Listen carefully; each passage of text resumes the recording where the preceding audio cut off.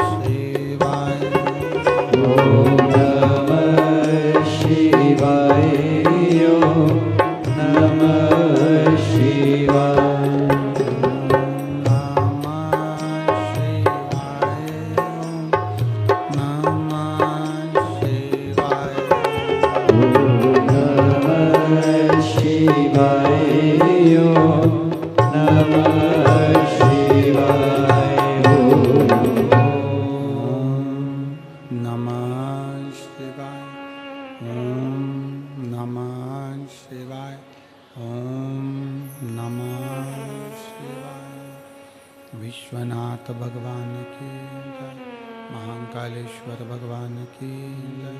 ओंकारेश्वर भगवान की जय। बैलकेश्वर महादेव की जय। ओगड़नाथ भगवान की जय। ओगरेश्वर महादेव की जय। हर हर महादेव, हर हर महादेव, हर हर महादेव, हर। काशी विश्वनाथ, ओगरदानी, त्रिकालदर्शी, कैलाशी, अविनाशी भगवान शिव, जिनकी पुनीत पावन शिव महापुराण की कथा भगवान शिव की कृपा से, उनकी करुणा, उनकी उदारता से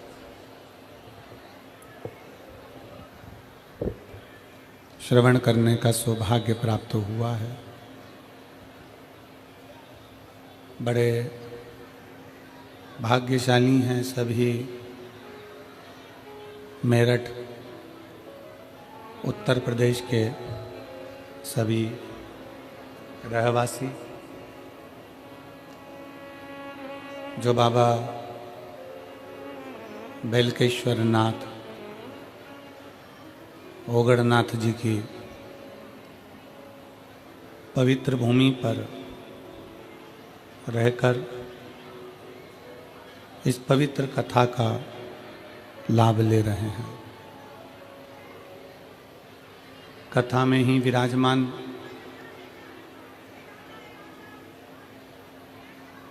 परम स्नेही भगवत कृपा पात्र परम पूज्य वंडे बाबा, फ्लाइट बाबा, जिनका आशीर्वाद आज कथा में आप और हमको मिल रहा है।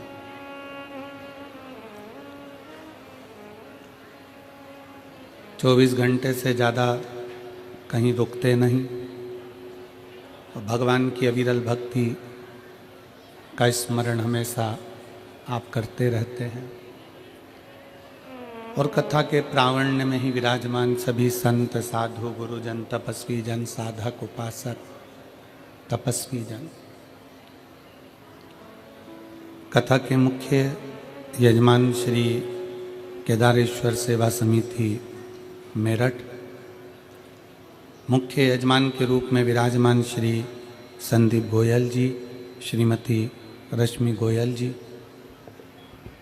श्री आशीष बंसल जी, श्रीमती पूनम बंसल जी, संरक्षक डॉक्टर ब्रजभूषण जयप्रकाश जी अग्रवाल, डॉक्टर राम कुमार जी गुप्ता, अध्यक्ष कृष्ण कुमार जी गुप्ता, महामंत्री आशीष जी बंसल, ऋषि जी अग्रवाल, राजेश जी, सुमित जी, अनिल जी, विपिन सिंघल जी, सुमित सिंघल जी, राहुल जी, अर्ची सिंहल जी, आशीष प्रताप सिंह जी, पवन बंसल, बबीता जी बंसल।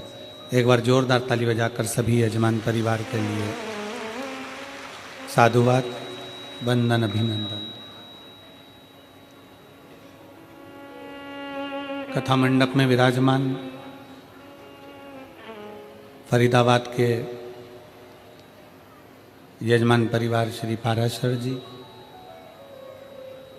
और उनकी धर्मपत्नी इस कथा में विराजित हैं, उनको भी साधुवाद है। एक मौका परमात्मा सबको देता है। पानी में भी अगर कोई डूब रहा होता है, पानी में भी अगर कोई डूब रहा होता है और अगर पानी में भी कोई डूब रहा है तो पानी भी उसको उछाल कर एक मौका देती है बचने का।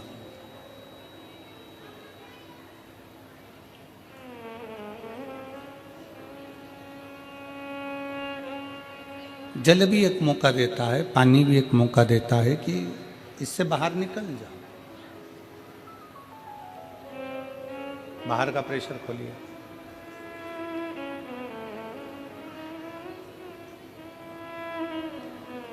पानी स्वयं एक मौका देता है कि आप बाहर निकलो।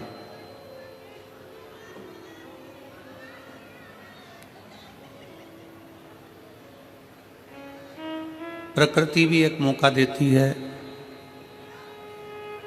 कि आप उन्नति की सीढ़ी पर चढ़ लो, आगे बढ़ लो।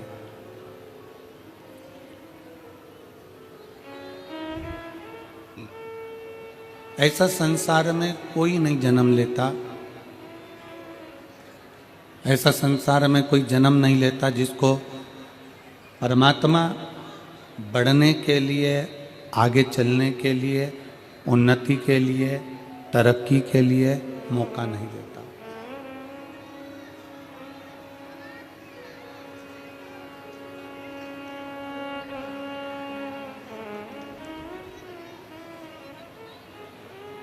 बस शिव महापुराण की कथा कथी है, भगवान शंकर का चरित्र कथा है, शिव तत्व कथा है, शंकर जी की कथा कथी है। शिव महापुराण की कथा वर्णन करती है जो परमात्मा ने मौका दिया है उस मौके का सदुपयोग कर लो।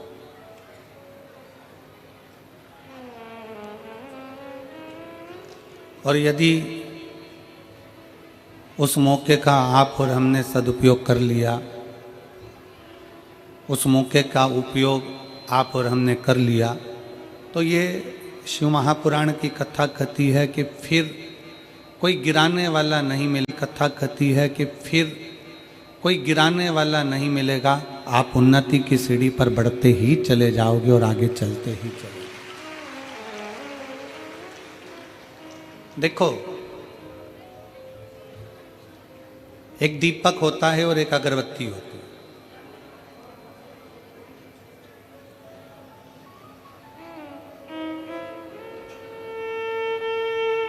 दिए में फूंक मारोगे, दिया बुझेगा कि नहीं बुझेगा? बोलो, जम के बोलो जरा। दीपक जलाया तुमने और उसमें फूंक मारी तो बुझेगा कि नहीं बुझेगा? बुझ जाए। और अगरबत्ती जल रही है और उसको फूंक मारोगे तो बुझेगी? जम के बोलो जरा, नहीं बुझेगी। जितनी जितनी फूंक मारोगे उसमें, जितना जितना फूकोगे उसको, उतनी उतनी वो और अच्छी जले।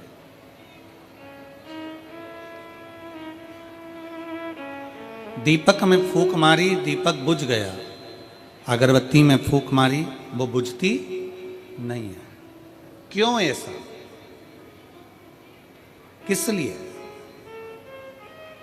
शिव महापुराण की कथा कहती है कि जो दुनिया में सुगंध फैलाता है, जो दुनिया में खुशबू फैलाता है, जो दुनिया को सुगंधित करता है, उसको दुनिया के लोग कितनी भी फूंक मार ले परंतु वो बुझता नहीं है, वो आगे बढ़ता ही है। अगरबत्ती सुगंध दे रही है, अगरबत्ती खुशबू दे रही है।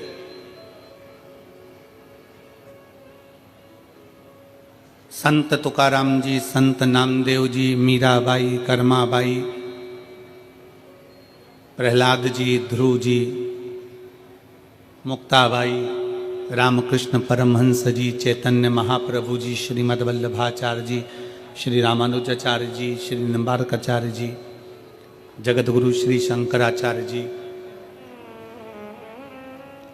और भारत के जितने जितने संत हैं, साधु हैं, गुरुजन हैं, तपस्वी जन हैं, साधक, उपासक हैं,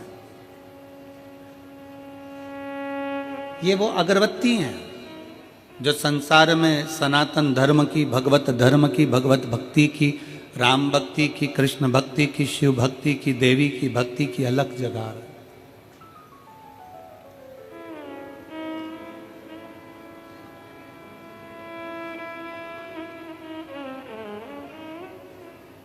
और सुगंध फैलाने वाली अगरबत्ती को कोई फूंक मारकर बुझा नहीं सकता।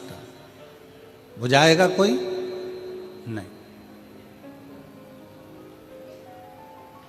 सनातन की सुगंध फैलाने वाला हो, भगवत भजन की सुगंध फैलाने वाला हो, सत्कर्म की सुगंध फैलाने वाला हो, उसको कोई बुझा नहीं पाता। शिव महापुराण की कथा कहती है कि आप और हम अपनी जिंदगी में कोई ऐसा कर्म करें, जन्म हुआ है, मृत्यु लोक में आए हो, आप और हमारा जन्म इस संसार सागर में हुआ, कोई कर्म अच्छा ऐसा कर लो। आप मत 1 रुपया किसी को दान करो, आप अठन्नी भी किसी को मत दो। उस पैसे का सदुपयोग अपने ऊपर, खुद के ऊपर करो।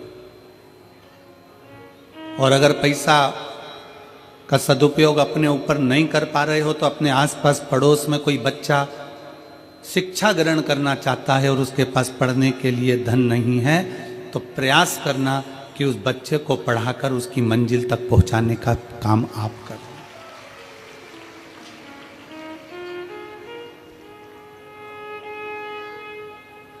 आप मत दो किसी को कुछ। आपके आसपास में, आपके मोहल्ले में कोई व्यक्ति बहुत, परिवार में, कुटुंब में, रिश्तों में, नातों में बहुत बीमार पड़ा हुआ है, उसके पास में धन नहीं है, उसके पास में संपदा नहीं है, पैसा नहीं है, करो आप एक प्रयास कि थोड़ा दवाई का खर्चा हम उठा सकते हैं, थोड़ा दवाई का खर्चा अपन कर सकते हैं।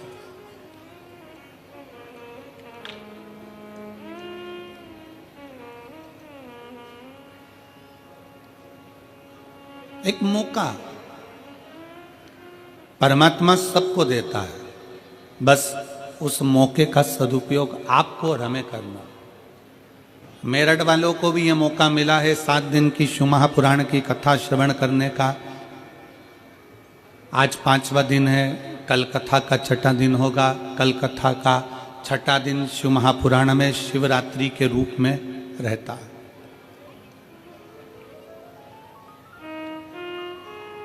कल मेरठ के आसपास का क्षेत्र हो, चाहे मेरठ क्षेत्र हो, चाहे उसके आसपास के लोग हों, सब कल अपना अपना डेरा डम्बर ले लेकर आ जाते हैं और दिन में कथा सुनकर, रात्रि विश्राम कर कर, बाबा का भजन कर कर, दूसरे दिन सुबह 8 बजे से 11 बजे तक की कथा श्रवण कर कर सब अपने अपने गंतव्य की ओर बाबा से झोली भर कर ले जाते हैं।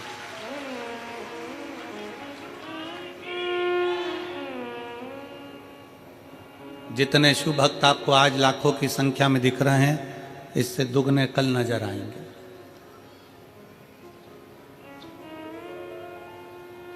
क्यों?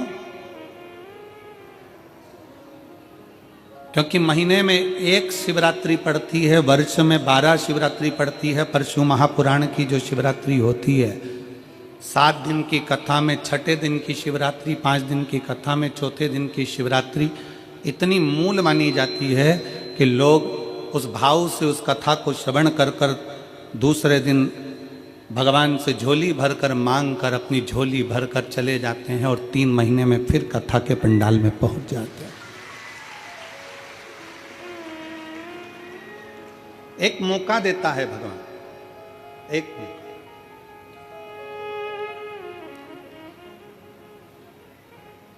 उस सबको मिला, मेरठ वासियों को बाबा उगड़नाथ जी ने कुछ कृपा करी होगी, बाबा उगड़नाथ जी ने करुणा करी होगी। आप सबने उगड़नाथ बाबा को, बेलकेश्वर बाबा को 1 लोटा जल ज़्यादा चढ़ाया होगा, तो उगड़नाथ जी ने आपकी सुन ली और ये शिव पुराण की कथा मेरठ में करवा दी। अब उसने मौका दिया आपको कि यह कथा का रस तत्व ग्रहण करो। और धन्यवाद देता हूं आपकी शिव भक्ति को, प्रणाम करता हूं आपके चरणों को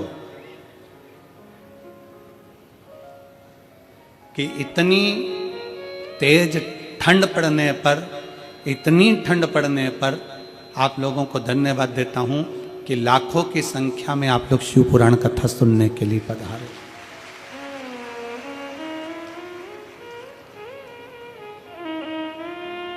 ये अविरल भक्ति है आपकी।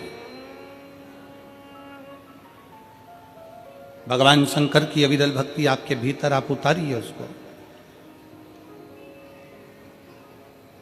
एक चींटी से हमको बहुत कुछ सीखने को मिलता है।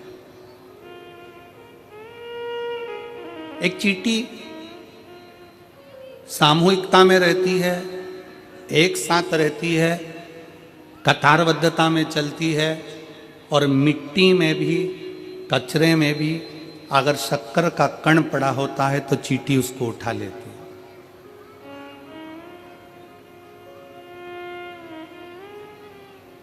एक चींटी पृथ्वी पर रहने वाले मनुष्यों को यह ज्ञान देती है कि चींटी सामूहिकता में रहती है, तो चींटी यह ज्ञान देती है कि आप और हम सब समूहता में रहें। शायद उत्तर प्रदेश शासन के माननीय मुख्यमंत्री जी श्री योगी जी ने एक नारा दिया जनमानस को कि बटोगे तो कटोगे। माननीय मुख्यमंत्री जी ने एक नारा दिया उत्तर प्रदेश के योगी जी ने कि बटोगे तो कटोगे। ये क्यों नारा दिया?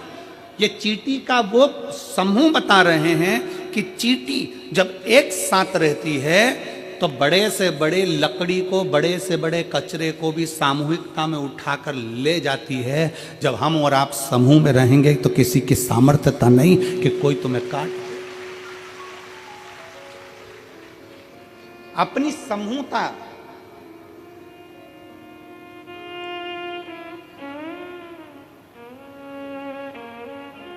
अच्छा हम आपसे पूछे, मेरी जीजियां बैठी हैं, मेरे जीजा बैठे हैं, मेरी माताएं बैठी हैं, मेरे भाई बैठे हैं, बेटियां बेटे बैठे हैं, हम आपसे एक बात पूछते हैं कि पहले घर परिवार बहुत बड़ा होता था, 4-5 मामा चाचा काका बुआ फूफा इतने बड़े होते थे, तो मोहल्ले में किसी की हिम्मत नहीं होती थी कि वो उससे झगड़ा कर ले, हिम्मत नहीं होती थी कि वो उससे झगड़ा कर ले। बोलो सही है कि गलत है? अरे जम के तो बोलो जरा, क्यों नहीं झगड़ा करते थे? अरे वो 6 भाई हैं और उसकी 4 बहनें बहुत तेज, और उसकी बुआ वहां रहती है बहुत तेज, और बुआ के बच्चे और तेज। पूरे जगह में सूचना रहती थी कि साहब इतना बड़ा परिवार, इतना बड़ा कुटुंब है, इतने सारे लोग हैं, तो इनसे कोई भिड़ता नहीं था।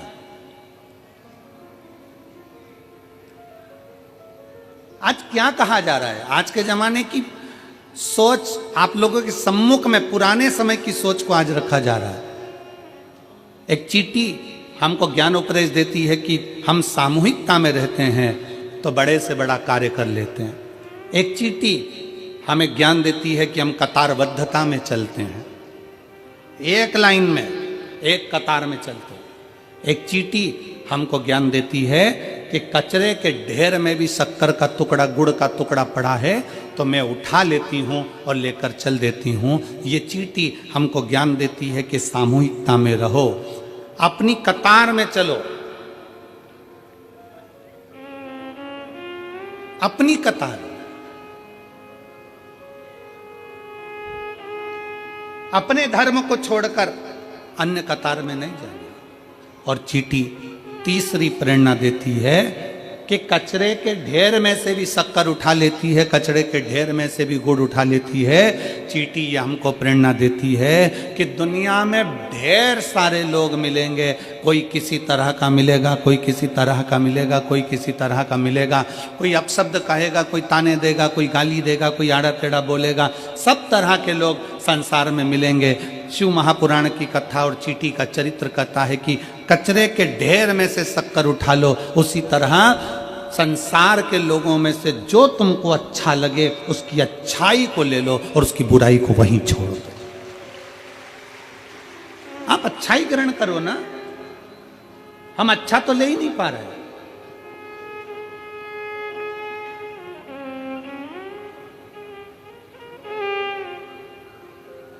पूरा समय हमने बुराई ढूंढने में निकाल दिया। जैसे शादी का काम आया, पत्रिका लिखने का समय आता है और शादी की पत्रिका लिखाती है, और जितने लोग पत्रिका लिखने बैठते हैं वो आपस में चर्चा करते हैं। मामा जी के यहाँ पत्रिका भेज रहे हैं, मामा जी के यहाँ पत्रिका भेज रहे हैं, हाँ दूर के मामा है ना, दूर के मामा है ना, उन्होंने अपने को बुलाया था क्या? बस 2 जनी का लिख दो, ज्यादा जाने की जरूरत नहीं है। अब उनकी बुराइयां ढूंढना चालू करें, मामा जी ने ऐसा कर दिया, काका जी ने ऐसा कर दिया, बुआ जी ने ऐसा कर दिया, फूफा जी ने ऐसा कर दिया। जितने लोग बैठे हैं, जितनी देर पत्रिका लिख रहे हैं उतनी देर उसमें से बुराइयां बुराइयां बुराइयां बुराइयां छाटी गई। पत्रिका लिखते समय गणेश जी की पत्रिका लिख रहे हो, बेटे के ब्याह की पत्रिका लिख रहे हो, घर में बेटी के ब्याह की पत्रिका लिख रहे हो, घर में मंगल सुकुन हो रहा है, मंगल साज सज रहे हैं। प्रयास ये करो कि पत्रिका लिखते समय ये करा जाए कि कितना भी बुरा व्यक्ति हो उसकी अच्छाई को ढूंढा जाए, जिससे हमारे घर में बेटी आए, हमारे घर में बहू आए, हमारे घर में जो परिवार बढ़े वो अच्छाई देखकर बढ़े।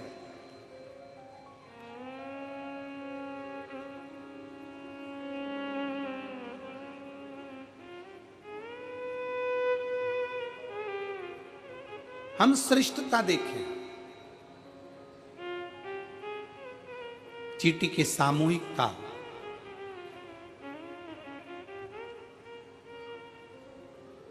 चलो और सरल भाषा में समझ लो। एक चींटी झुंड में है, बहुत सारी चींटी है, उस पे तुम लात रखोगे क्या? जम के बोलो जरा जल्दी से, नहीं। और वो झुंड की चींटी में से एक चींटी अलग निकल गई, बाहर चली गई, साइड में चली गई, और वो तुम्हारे पांव के नीचे आके मर गई। अकेली थी, बट गई, कट गई, अकेली थी। माननीय सांसद महोदय बैठे हैं और मैं साधुवाद दूंगा आपको कि आपके मेरठ क्षेत्र में ये शिव महापुराण की कथा इतने शिव भक्तों के बीच में हो रही है, आपको उसके लिए साधुता है, बहुत बहुत साधुता। माननीय सांसद महोदय अग्रवाल जी को बहुत बहुत साधुता है। चींटी का झुंड है, उस पर पांव नहीं रख पाओगे क्योंकि तुम्हें लगेगा कि इतनी सारी चींटियां हैं, नहीं, काट लेगी, आ जाएगी। और अकेली है, पांव रखा गया, चलेगा, समाप्त हो गया।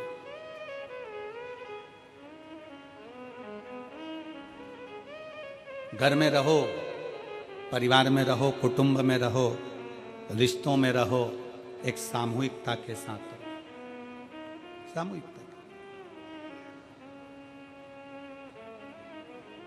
अभी महाराज जी पूरे भारत की ही नहीं, हम विदेश तक की कहेंगे, जो मेरी बहुएं, बेटियां और माताएं सीरियल देखती थी ना, जो टाइम मिल जाता था उस टाइम में, महाराज जी आज की ये स्थिति है कि किसी घर में सीरियल चले ना चले पर शिव महापुराण की कथा जरूर चलती। ये शिव कथा। पहले लोगों को सीरियल का इंतजार रहता था कि सीरियल आएगा, उसमें ये बोलेगी, उसमें वो बोलेगी, इसमें ये होगा, उसमें वो होगा, पर अब लोगों को इंतजार रहता है शिव महापुराण की कथा कहाँ से आ रही है, आ रही है, सुनना। कितने साल से सुन रहे हैं, ये मेरी माताएं बैठी है, कोई को 5 साल, कोई 10 साल, कोई 8 साल, कोई 7 साल, कोई 6 साल, कोई 4 साल, सबको सुनते सुनते हो गए। उसके बाद भी उनके अंदर इतनी ऊर्जा, इतनी एनर्जी, उनके अंदर ऐसी ज्योति शंकर भगवान ने ऐसी भर दी है कि वो हर पंडाल में पहुंचने की कामना करती हैं कि बाबा हमको कथा के पंडाल में पहुंचा। अब जिनके पांव में तकलीफ हो रही हो, घुटने में तकलीफ हो रही, आज हमको बहुत अच्छा लग रहा है। ईमानदारी की बात बताएं, किस चीज के लिए? ये बीच वाले जितने बैठे हैं ना, सब कुर्सी से नीचे है।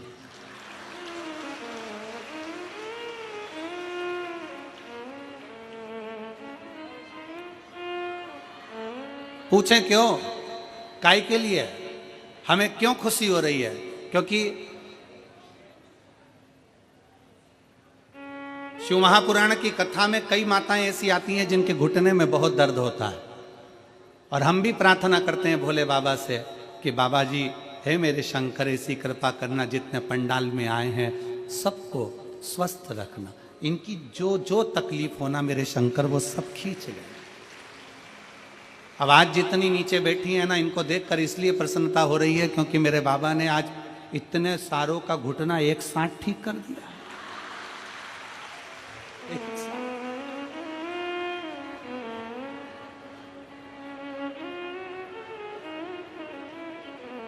और तेरी लीला का न पाया कोई पार, के लीला तेरी तू ही जाने। आशीष जी एक हमारे मुंबई के यजमान हैं, वो हर कथा में यजमान बनते हैं, काशी में भी बने, ओमकारेश्वर और महाकाल और सीहोर रुद्राक्ष उत्सव में हर साल यजमान बनते हैं। और भोले बाबा उनके जजमानी बनते हैं तो जजमान को ना जाने कहाँ से बाबा देवी देता है। तो आशीष जी उनका नियम है, कथा सुनेंगे, जब स्तुति करने का समय आएगा तब जमीन पर बैठ जाएंगे। तो हमने उनसे पूछा कि जमीन पर बैठते हो और कथा श्रवण कर कर जब स्तुति करने का समय आता है, श्री शिवाय नमस्तुभ्यं बोलने का, तो जमीन पर बैठकर बोलते हो, उसका फायदा क्या है? कहा गुरुजी, हम जितनी देर जमीन पर बैठकर श्री शिवाय नमस्तुभ्यं बोलते हैं और अगली कथा के लिए यजमान बनने के लिए बाबा से प्रार्थना करते हैं, तो बाबा हमको सही में जमींदार बना देता है और इतना दे देता है कि अगली कथा में हम वापिस यजमान बने। ये शिव कृपा, ये शंकर की उदारता। एक पत्र है,